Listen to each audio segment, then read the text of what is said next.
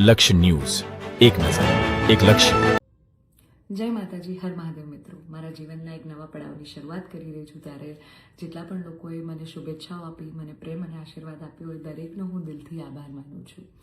રહી વાત કે મારા સગપણને લઈને છેલ્લા ઘણા સમયથી મીડિયામાં અનેક તર્ક વિતર્ક, અનેક ચર્ચાઓ ચાલી રહી છે, જેને લઈને હું અત્યાર સુધી મૌન હતી, કારણ કે વાત મારા સુધી સીમિત હતી. પણ વાત જ્યારે હવે મારા પરિવાર પર છે, મારા પિતા પર છે, ત્યારે એક દીકરી તરીકે હવે મારાથી સહન નથી થતું અને મને લાગ્યું કે હવે આજે મારે બોલવું પડશે.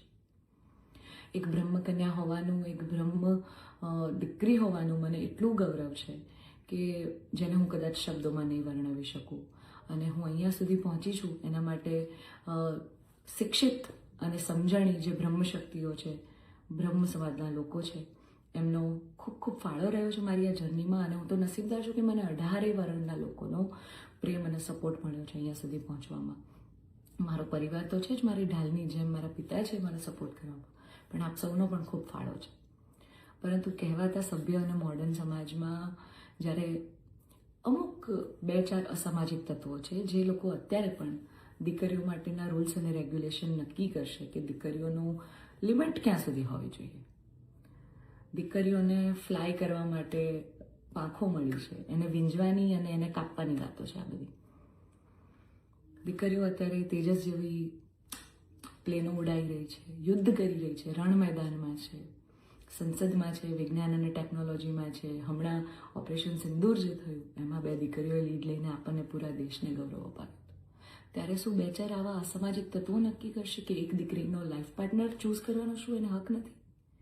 હું બહુ નસીબદાર છું કે મને એવો પરિવાર, એવા પિતા મળ્યા છે જે મારી ખુશીમાં ખુશ થાય છે અને મારા નિર્ણયને જે મેં હરખે વધાવી લીધો છે. કારણ કે ઓફકોર્સ હું એક એવા પરિવારમાં જઈ રહી છું કે જે આખો ભક્તિમય પરિવાર છે. બહુ જ પરિવારના લોકો અને મારો પાર્ટનર મને એટલો પ્રેમ કરે છે કે જેમને હું જે છું, જેવી છું, જે પણ છું, મને ખૂબ આદરથી, સત્કારથી એ લોકો સ્વીકારી છે. રાત દિવસ જ્યાં ગાયત્રી મંત્ર, નવકાર મંત્રના જાપ થાય છે, આવા પરિવારમાં હું જઈ રહી છું. મને ખૂબ જ ગૌરવ છે. એટલે હું તમામ બ્રહ્મશક્તિઓ, સમજણી અને શિક્ષિત જે લોકો છે, બાકીના લોકોના મગજમાં નહીં ઉતરે કદાચ આવા, પણ જે લોકો શિક્ષિત છે, સમજુ છે, એ લોકોને હું નમ્ર વિનંતી કરું છું કે આવા 2-4 જે અસામાજિક તત્વો છે ને, કે જે દીકરીઓની પાંખોને કાપવાની વાતો કરી રહ્યા છે, પ્લીઝ એને સમાજમાંથી દૂર કરો, નકર આપણો સમાજ ક્યાંયનો નહીં રહે.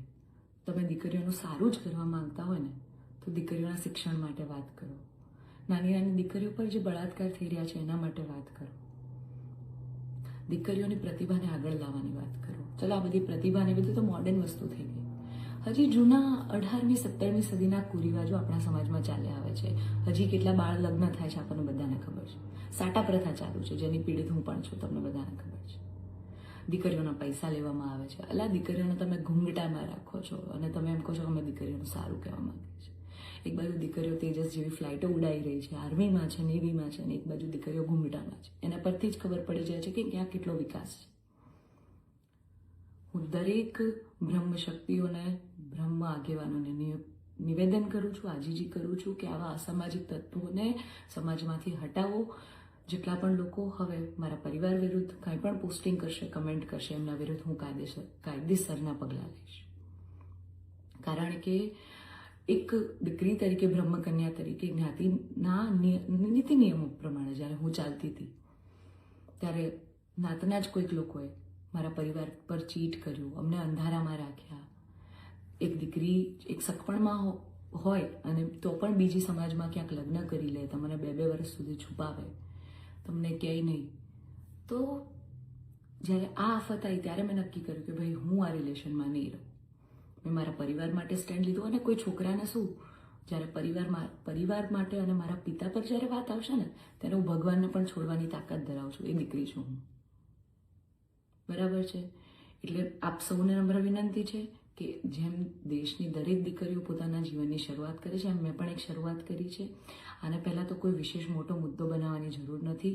અને આવા જે અસામાજિક તત્વો છે કે આમ કરશું, નાત બાર કરશું, અરે ભાઈ, તમને 5,000માં કોઈ પગાર પર નોકરી રાખવા તૈયાર નથી. તમે તમારા ઘરનું અને તમારું સંભાળો પહેલાં તો.